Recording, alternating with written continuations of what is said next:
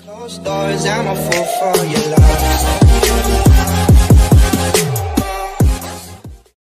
Gilas Pilipinas ay maglalaban-laban sa Brazil, Georgia, Montenegro, Cameroon at host na Latvia para sa isang pwesto sa men's basketball tournament ng Paris Games sa susunod na taon sa FIBA Olympic Qualifying Tournament.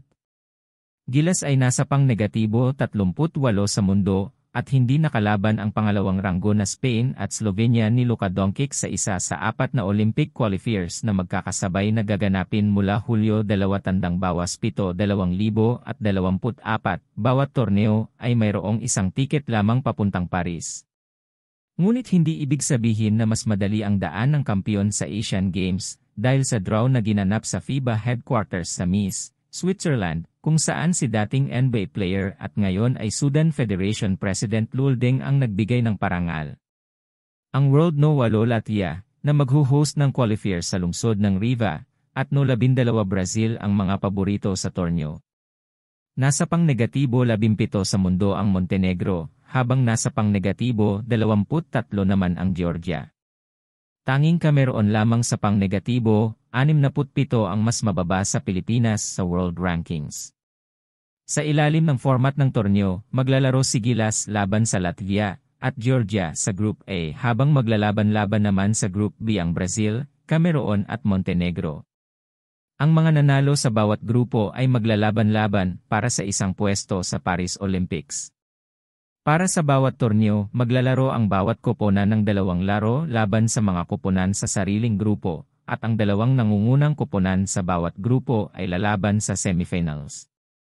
Ang mga nangungunang koponan mula sa Group A ay lalaban sa mga pangalawang koponan mula sa Group B, at ang mga pangalawang koponan naman mula sa Group A ay lalaban sa mga nangungunang koponan mula sa Group B sa bawat set. Ang mga nanalo sa semifinals ay maglalaban-laban upang magdesisyon sa Olympic spot. Ito ay isang malaking hamon para sa Gilas, dahil ang Latvia ay nakamit ang ika-5 pwesto sa huling World Cup kung saan umabot ito hanggang Final 8 sa Manila kahit na walang top star na si Kristaps Porzingis ng Boston Celtics.